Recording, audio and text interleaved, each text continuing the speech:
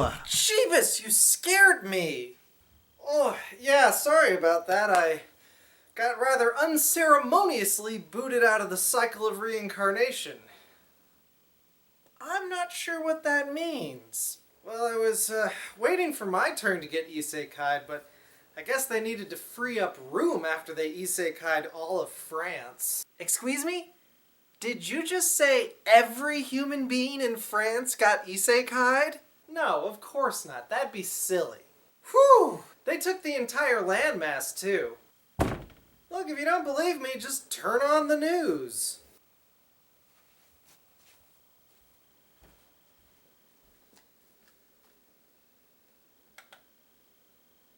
There's no word yet as to how many lives were lost in the channel. Scientists are scrambling to predict what the newly displaced water will do to global tidal patterns. Every major religion is attempting to explain the apparent proof of magic. Stay tuned to MAPO 100.7 for live updates on the great fencing. Gonna need to get the fancy cocaine today. So let's get some cartoons and vodka and do them all night long. Are you ready for some fun? Drink 'em down, drink 'em down, drink 'em down. Drink 'em down, drink 'em down, drink 'em down. Oh boy, another isekai triple feature! Look, I'm tired of the isekai thing too, but it's hard to deny that they're really good at marketing themselves. I started reading all three of these just from the titles, and that's exactly what you want a title to do, get people to read the first chapter. And that's kind of all I needed, really. So the theme for this video is that all three of these mangas are awful, but in insidious ways. Also some obvious ways, but we'll get there. First on the chopping block is what I'm gonna call Orc-san, cause the word orc in the title is what got me reading it. I've got a huge soft spot for orc-positive fantasy stories where they aren't just fodder or worst-case rape monsters. So even though there is a distinct lack of orcs on the cover, I figured I'd give this one a shot, and well, it's doing some things right. Orc with a K is the son of the Orc Lord and the destined hero who was sent to defeat him, who are one of those disgustingly in love couples. And you'll notice that even though the other boys are fairly standard Japanese pig-style orcs, Orc is just a normal-looking boy. Cowards! Orcs can absolutely be handsome and sexy, though not really a fan of the piggish designs you see Japan use a lot, but still, that doesn't change the fact that him being anime pretty is really missing the point. Orc really isn't into girls, cause all the girls around here are just orcs, which of course are ugly. But then there's a meeting between fantasy chieftains and he gets introduced to, again with these weak-ass designs. All these are basically humans with pointy ears. Did we learn nothing from Monster Musume? Whatever, now he really likes girls, but all these girls are grossed out by him and break his heart. And his mom says that if he wants to get a harem of hot girls, she's ready to train him up into being a man worthy of a harem. The same mom who has been encouraging him to push down and impregnate girls all chapter. Now, obviously that's supposed to be a joke. Oh no, my mom's talking about sex and it makes me uncomfortable, but what she's actually saying is another level of joke entirely. And while it's hella problematic, it's also kind of funny. Not that his mom says these things or that Orc takes them on as actual advice, but how it causes people to react to him. The manga expends a lot of words to make a distinction between his dominance fantasies and the actual chivalry of his beliefs. His mom and dad are a devoted couple, and he intends to be nice to women, but he can't stop himself from saying it as rapey as possible. So, when he meets the mother of an elf he saves, she's all suspicious, and he tries to reassure her by saying this, giving us this glorious double take.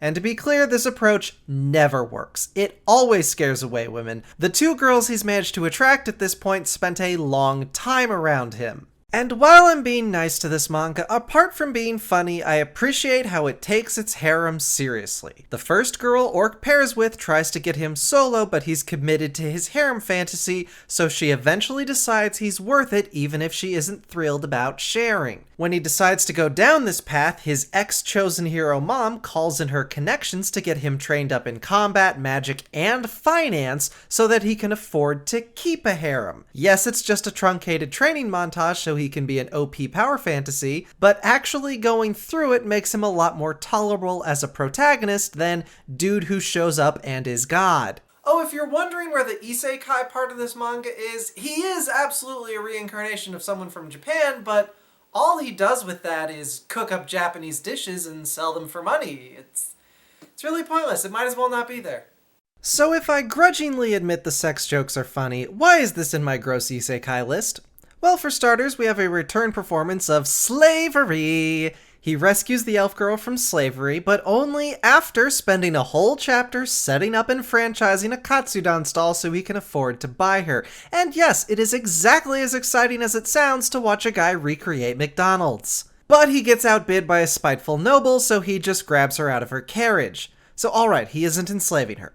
But I don't feel like I'm asking a lot for the hero of my story to say slavery is an atrocity and start punching things. You know, instead of opening a market stall. Just because this is a fantasy world doesn't mean we gotta roll with slavery being a thing.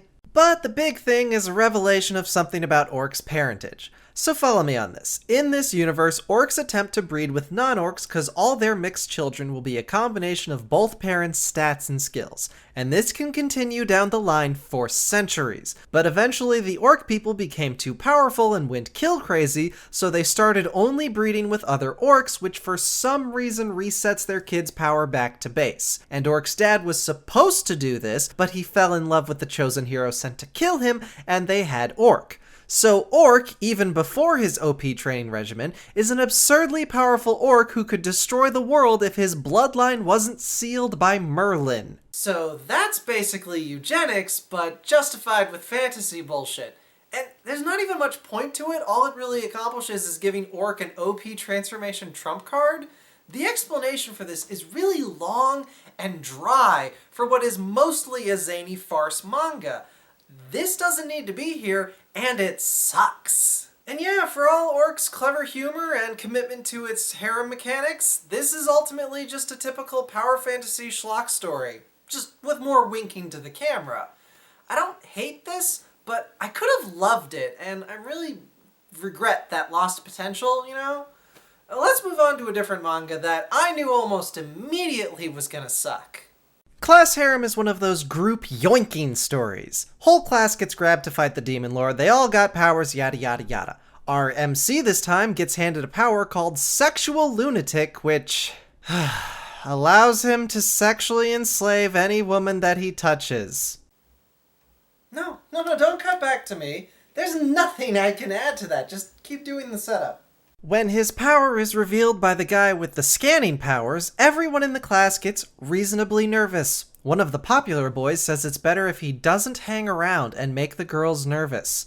This, of course, is all just a ploy by this guy to seem chivalrous in front of the girl he likes by throwing the MC under the bus. And his rage face is giving me Shield Hero flashbacks. Though it is at least more reasonable for him to feel persecuted here. He wasn't known for being a lecherous perv before now, and it's not like he picked these powers.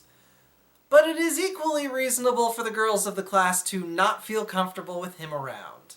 'Cause this is the kind of unreasonable mind control powers that is just not fair. He has to turn it on, but there's no visual cue or anything, and it doesn't even require direct skin contact to get started. Also, it's not just humans. The first thing he tries it out on is a butterfly. He is just unreasonably dangerous to whatever this author decides counts as a woman. And it turns out they were right to be worried because before the end of the first day, he uses his powers on the classroom idol, who is also the girl the popular boy was crushing on, so the sex criminal gets revenge by cuckolding the lad. Oh, and that first girl he enslaved? Her hero skill is healing power that she can use to get his dick hard again. And it's called, I'm not kidding, Schwartz Energy. And that's kind of it. After Sex Criminal gets his first sex slave, he uses their popularity to ensnare more girls with the eventual goal of taking over the class. There haven't been any fights yet because the class is basically just training. I guess he disguises himself as a butler and has sex a bunch, but the artwork is not appealing and the character sucks, so watching him commit sex crimes leave me so cold and dry it impresses the Alaskan tundra. There's not really a secret as to why this one is bad. The main character is a mind-controlling sex criminal. It's not a joke and it's not subverted. He does this because the girls are hot, and in his worm brain, boys are entitled to sex. Seriously, this one's barely more than a softcore porno, and not a very good one. Being really straightforwardly awful is kind of refreshing for these isekais, but it's also just really morally reprehensible, so that's why it's in the video. The last manga for today, its shittiness is a lot more subtle.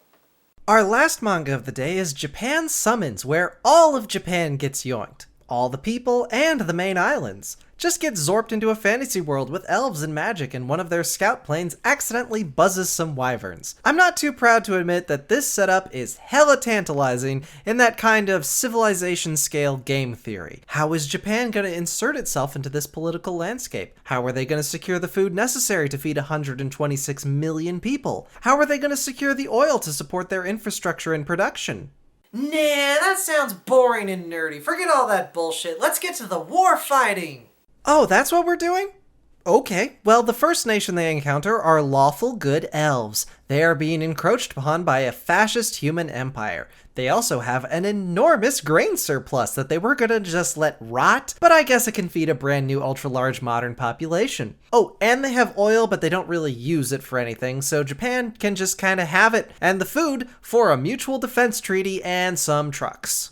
Now, I'm just a dumb girl. I don't know what it takes to run a country, but I'm pretty sure it takes more than unrealistic grain supplies and oil to keep a modern economy running. Seriously, if you hadn't brought this up, I probably would have rolled with it. But now that you've answered the nitpicky questions with bad answers, suddenly it bothers me. This manga exists to show what happens when D&D fantasy forces run into the modern Japanese military. Not gonna say that's a terrible idea. Yes, modern military tactics and gear are basically gonna steamroll knights in armor, but the Japanese military really isn't in a place to replace any equipment losses, and they don't know thing one about magic. Or we could just show Japan crushing all opposition in a triumphant nationalistic fervor. That sounds much more empowering. For very bad people.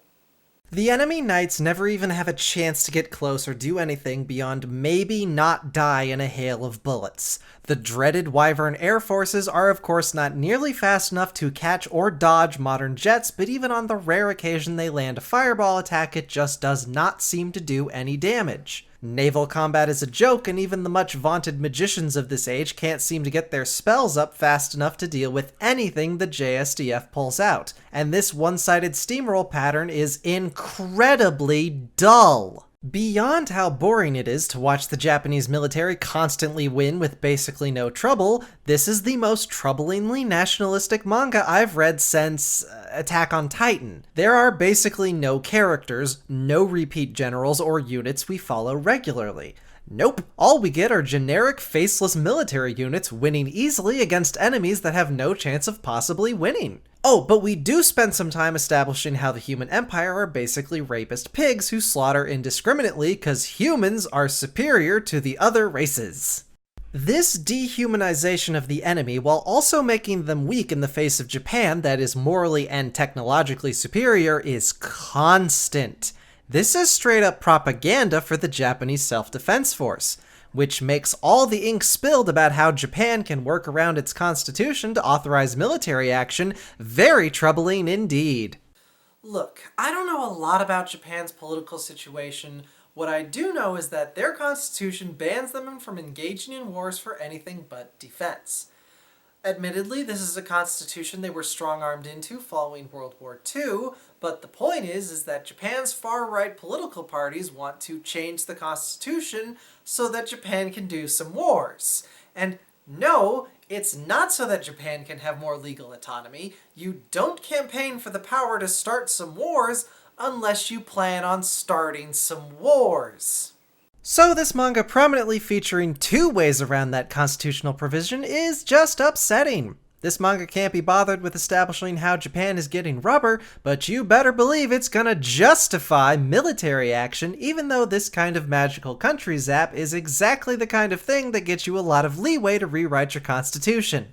The Human Empire is designated as a terrorist organization, which, yep, definitely love how that means it's not starting a war. I also laugh at how the Human Empire is blatantly evil fascists, even though you'd think calling out fascism would be off-brand for a pro-nationalism story, but logical consistency has never been a Nazi thing. And then, when the Demon King invades, his army of sentient demons is designated as out-of-control animals, so the JSDF can just slaughter them, and wow, I hate this so much! Do I even need to explain how designating your enemies as animals so that you can more legally slaughter them is goddamn chilling?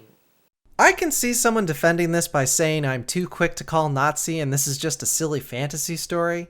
But it's just boring as a story. Japan shows up and immediately strikes up a deal with a benevolent neighbor so they have enough resources to maintain their lifestyle, and as yet basically no nation has approached them for anything but military support, so the political nation-building plot is simplified beyond belief. There are no characters we follow in the military, and they constantly win easy victories. There's no tension, no rising action, no character arcs, just a constant parade of easy wins. Since the story isn't engaging me, the only thing I'm left with is the military tech wank, which isn't my thing either. So I find myself with this lumpy, shapeless story, and all I can do is look at what it's trying to do. And every facet of the narrative, every moment, is bent towards showing Japan's military as good, efficient, and powerful. A story where the nation cannot lose and the enemy is venile and weak is nationalistic propaganda. And nationalism does not lead to good places.